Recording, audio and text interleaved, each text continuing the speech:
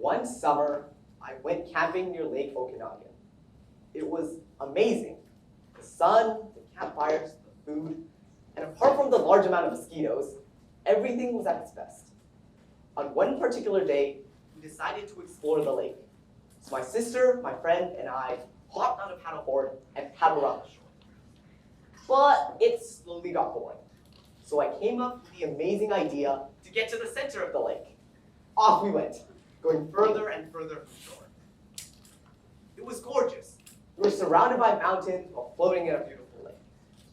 But of course, it didn't last long. Just as we were about to get to the center of the lake, a big wave flipped over the paddleboard. We all tumbled into the water unprepared and completely in shock. Let's get some opinions. How many of you think our adventure is going to end well? You have. All right. How many of you think our adventure is going to end in disaster and one of us is going to drown? All right, I still can't see any of you. But I'll tell you the exciting conclusion at the very end. What I just did was utilize the art of suspense. And knowing how to use suspense to your own advantage is very important. There are many great benefits, such as saving you more money, as well as gaining practical skills. Through daily communication, you can utilize certain skills to make you a better narrator, whether you're telling a fairy tale or a really bad joke. Oh, it is?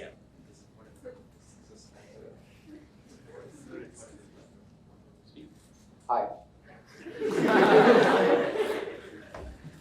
Alright, do I continue or? Yeah. Alright, through daily communication, you can utilize certain skills to make you a better narrator, whether you are telling a fairy tale or a really bad joke. Now, being able to cover up the stupidity of that joke through suspense and drawing out certain elements can be a great relief, especially so you don't become the laughingstock of the conversation for the rest of your life. Of course, there are people that hate suspense. It will drive them absolutely crazy. But utilizing this weakness, you now have a great bargaining chip. You bait them into becoming invested in the story, and the ending and conclusion can be told when the time requires it. Often, when I need something from someone or want to make a profit, you can bring this out and use it as a powerful weapon in your negotiations. Through suspense, you are actually creating closer relationships. Now, how is that even possible? Wouldn't the other party hate you by now with your sneaky and annoying tactics? Actually, no. For them to discover the truth, they must communicate with you and strike up a favorable deal. The opposite of this kind of interest will likely be indifference and not anger or hostility towards you. So you see, the equation is simple. Never tell the entire story, only enough to pique their interest and make them desperately want to get their hands on the rest of the tale. Do we need to fix the mic? Yeah, I'd probably just, you projected loud enough. I'd probably just mute it. Yeah. All right. It's all on me now. All right, let me give you a little more context to my story. Lake Okanagan houses the infamous monster named the Ogopogo. Pretty much, it is the Canadian version of the Loch Ness Monster. And by sheer coincidence that day, we intruded upon its territory. No one has ever gotten video proof that the monster does exist, but many people do claim they have seen it with their very own eyes. I mean, what else can explain the strange occurrences we faced that day? A big wave flipped over the paddleboard just when we were furthest from shore. And when many more bad things happen at once, you start wondering if it's just really bad luck or something more evil. Now, apart from personal relationships, on a much more macro scale, suspense is what is earning people tons of money. It is secretly tucked into places you don't expect to feed your consumers' desires, being the invisible hand that robs your credit card of all that's remaining. Take a popular example, books. We all love long series full of twists and turns, betrayals, and romance. But a great author can employ tactics of suspense to earn themselves some extra money. We've all had that great book where you're just so hooked on, you can barely put the book down. The second you finish that book, you're either buying the entire rest of the series, or if it is just a singular book, you're searching for books similar to that one. You just absolutely need to know how it concludes. So you buy it. And down the drain goes 50 bucks. But here's the thing. Many of these series actually do use elements of suspense. If you you turn to the back of most fiction books, they give you a snippet of the new book to get your attention and get you invested. And as always, these snippets end at the most intense parts. That is one of the tactics to get you to buy the next book. One of the most famous stories, The 1001 Nights, proves my exact point. It is basically about a king who has gone mad and wants to kill all women. He takes a new bride every evening and kills them the next day. But when this genius comes along, she uses incredible tactics to save her own life.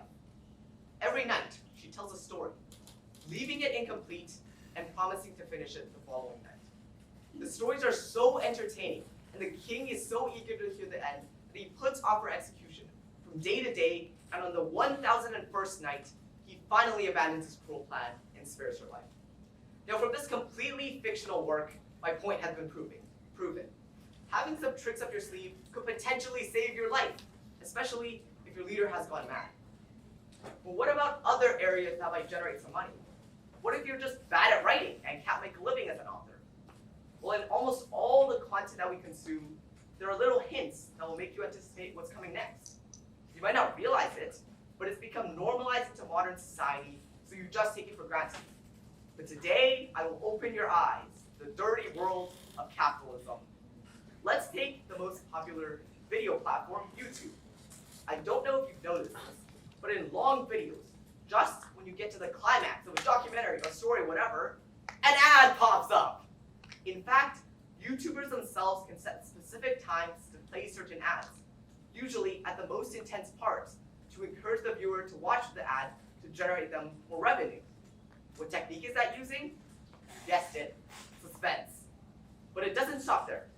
Sometimes YouTubers have a genius idea of splitting their video into multiple parts, and they end it at the most crucial and exciting part, just when you become fully invested into the plot.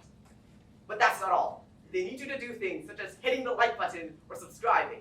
What that is doing is helping their video get pushed higher and higher to the algorithm so that more people can watch it to generate them even more money.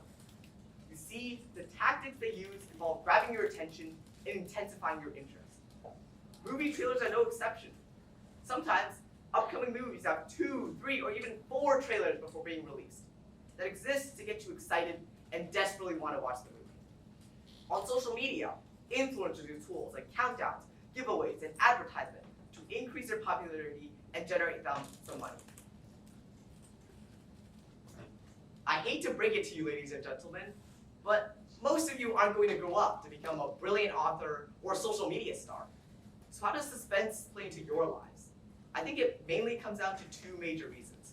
First of all, we communicate with others on a daily basis. Thus, knowing the right occasion to use suspense is a trick that you should have in your back pocket, just in case it is necessary. Furthermore, suspense can be applied both defensively and offensively. For example, in cases where others are asking something of you, and ultimately you need to get a good deal, or in cases where you want something from someone else, it is very versatile. Secondly, the internet and rise of social media has many people hypnotized by all the content that we consume. And unfortunately, there are people out there keen to do whatever they can to make a lot of money.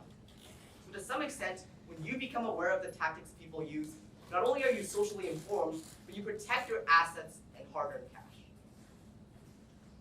All right, so how many of you are getting tired of listening to this presentation? All right, guys, be honest, come on. Let's ask this again. How many of you are getting tired of listening to this presentation? All right, I can't see any hands, but I'll add a little bit of suspense to send you home. Anyway, after the paddleboard flipped over, we managed to get it upright again and all get on. But that was when we realized that the paddle and my friend's shoe had started floating away. I wasn't too keen to go grab it because I can't swim, and neither can my sister. So we unanimously agreed to sacrifice my friend to go and grab it. She jumped in and swam to the lost items. That was when the current started getting faster. My friend did manage to get there, but she couldn't get back. What made it even worse was that there was absolutely no one around, no one to help us. I mean, we weren't getting off the paddleboard to risk our own lives. We must have just been incredibly unlucky that day. Current formed just when we didn't need it to. the big break, right when we were most vulnerable. And what item got lost? It was the paddle, the only item that could save us from being stranded in the middle of nowhere. My friend was slowly drifting further and further away with nothing to keep her afloat. She was treading water, but barely, and I had no clue how much time we still had. We tried everything that was available, doggy paddling, even using my shoe as an oar. But nothing would work. This was likely the end. And then, out of nowhere,